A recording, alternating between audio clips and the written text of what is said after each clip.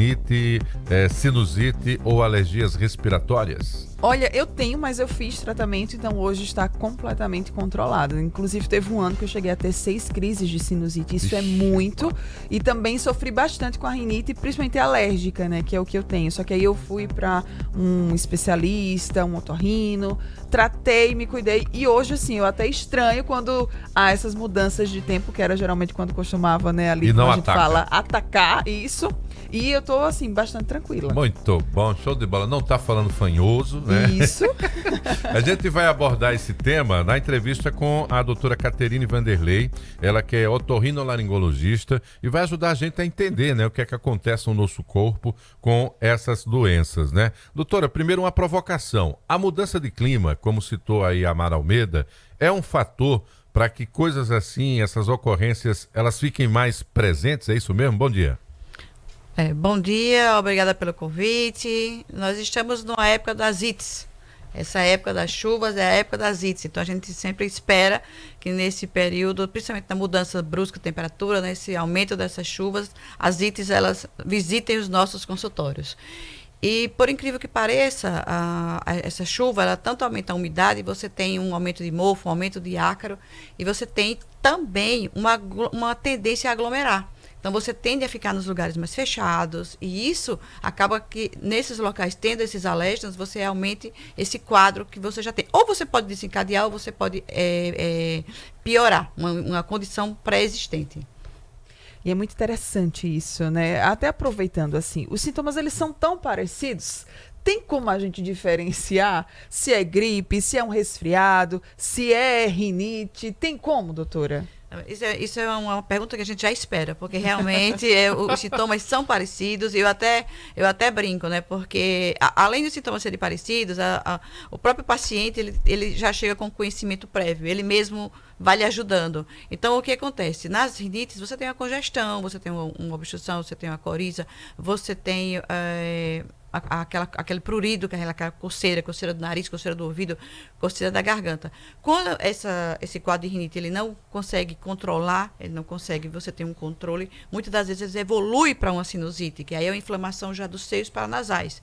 Então, você começa a ter uma diferenciação, você começa a ter uma dor de cabeça, a cabeça ela é mais pesada, você pode ter um mal-estar, você pode ter uma dificuldade para realizar suas atividades. Então, isso é muito comum nos pacientes, principalmente nessa época. Então, a gente percebe muito isso no dia a dia. Fala, Mara. E a gente também ainda, né, nos últimos anos, teve o boom da Covid-19. Exatamente. E aí também acabou confundindo. Isso, acabou também ainda confundindo aí todos os sintomas, porque a Covid, ela também tem sintomas parecidos, né? A Covid veio, né, teve toda aquela confusão toda que nós passamos, né? Eu até falo que nós médicos, a gente estudava, tem epidemia, tem pandemia, mas a gente nunca vivenciou uma dessa tão perto, até porque nós estávamos todos desarmados. Então, assim, a gente foi aprendendo à medida que a coisa foi evoluindo.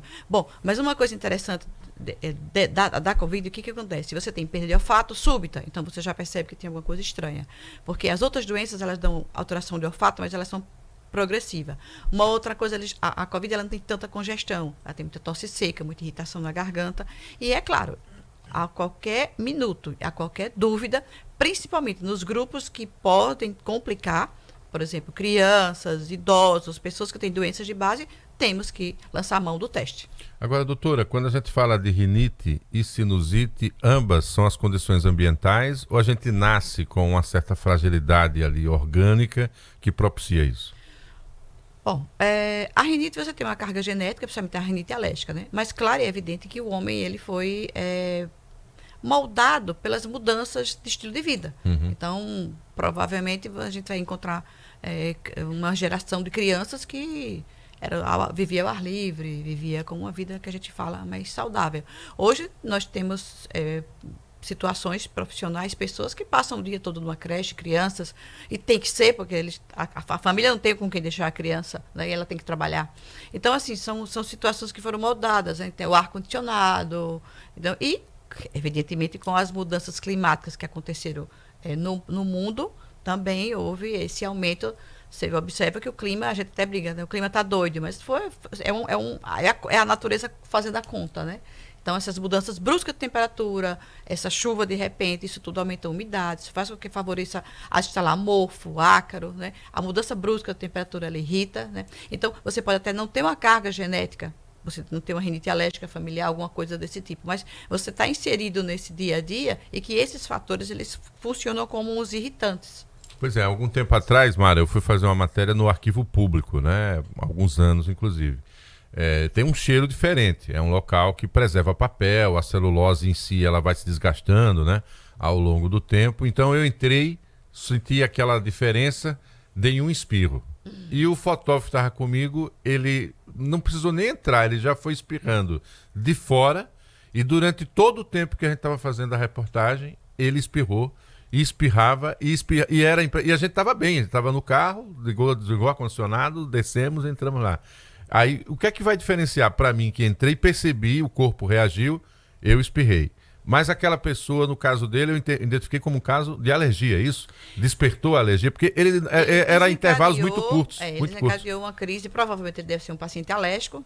A gente fala que o alérgico é aquela pessoa que, sei lá, vamos supor, se você tiver que resolver uma situação com uma coisa, o alérgico vai resolver com, sei lá, 350 coisas, entendeu? Então, aquele alérgico é aquela pessoa exagerada. Então, a gente até brinca, né? Porque ele mexe o nariz, ele coça o nariz, a gente fala que é uma saudação do alérgico. A face ficou toda vermelha. Fica toda vermelha. Então, esses pacientes, a gente, quando tem que ser, como a Mara falou, eles têm que ser orientados. Por quê? O que acontece muito é que as rinites, as sinusites, elas, por as pessoas acharem que dá para conviver de qualquer jeito, muitas vezes atrapalha a vida deles. Então, são pessoas que naquele momento, eles tiveram uma liberação muito grande de histamina que talvez, provavelmente, naquele momento, a gente orientasse que aquela crise esporádica para utilizar um antialérgico.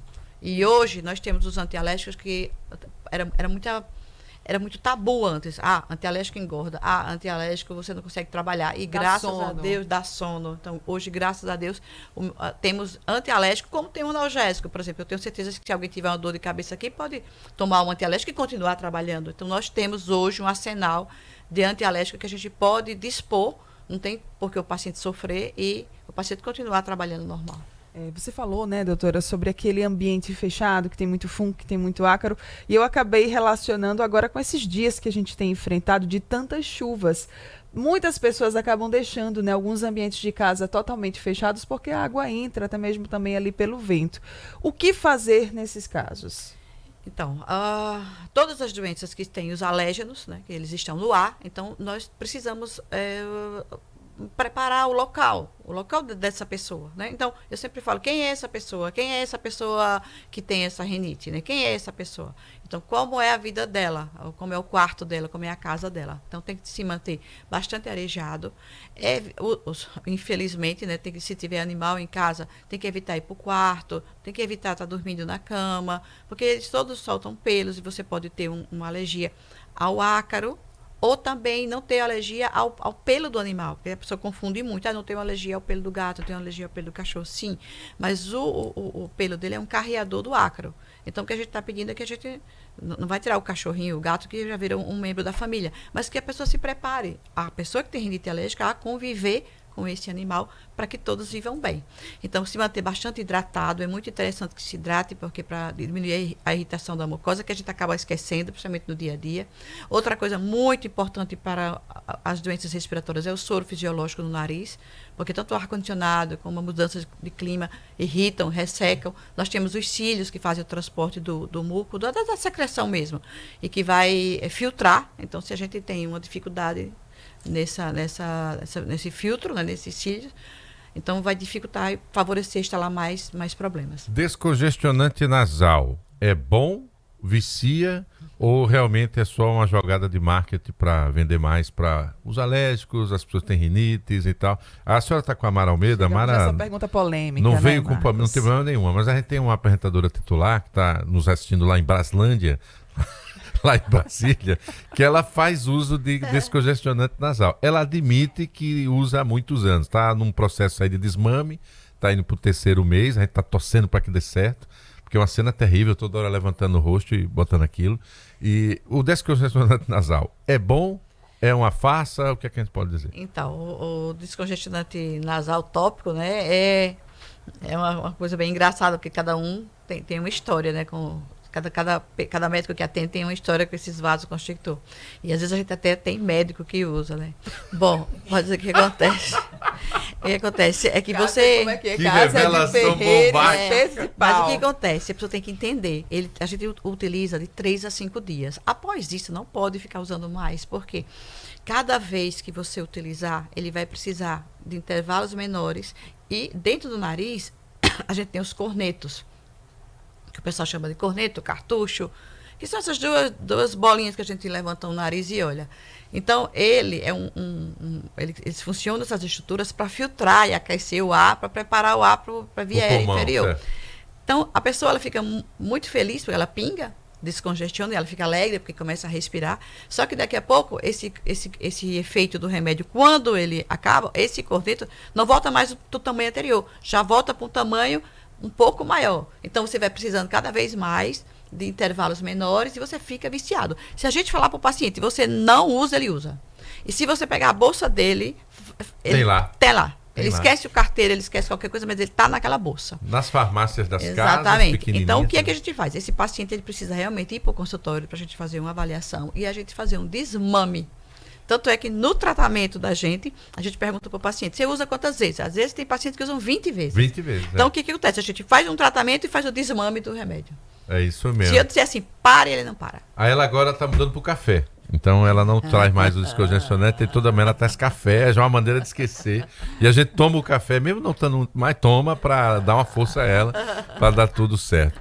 A gente fica muito feliz em poder conversar com a doutora Caterine Vanderlei, otorrinolaringologista, e o recado dessa história toda, gente, é o seguinte, é que a gente não pode culpar a chuva, né? Tem que culpar também as condições ambientais de onde nós estamos. Então, o cuidado com o quarto, a poeira do seu quarto, a troca, inclusive, da roupa de cama. Tem uma pessoa que eu conheço, não posso falar o nome, não me autorizou, a informação foi o seguinte, abra as janelas para arejar a casa. Aí, resultado, ela sai de manhã, volta à noite. Aí, se não trocar a roupa de cama que estava lá e pegando a janela aberta, a poeira que entrou pela janela está na cama. Então, quer dizer, mesmo que ela não tenha tido uma grande crise durante o dia, pode ser que tenha na hora que vai deitar no quarto por conta da poeira que está lá. Então, tem que ter cuidado com essas questões ambientais. E, principalmente, como disse aqui a doutora Catiane, cada pessoa tem uma característica, então precisa ser investigada a sua. Qual é a sua história como paciente para poder enfrentar essa realidade? Boa notícia, tem solução, tem como ter vida com qualidade. Qual é a notícia ruim? É que não tem vida fácil para remedinho descongestionante nasal, como ela bem colocou aqui, né? Esse assunto não se esgota, a gente está falando do início da quadra chuvosa, possivelmente a doutora Catiane Vanderlei volte para falar sobre isso, até porque os consultórios, ela está no dia a dia aprendendo cada vez mais no contato com os pacientes. Queria lhe agradecer, desejar um bom dia, até uma próxima oportunidade, doutora. Muito obrigada pelo convite e parabéns pela iniciativa do assunto tão comum, tão atual. Muito obrigada, doutora Catiane Vanderlei, pela sua participação aqui junto com a gente. Então é isso, né? Marcos já deu o recado.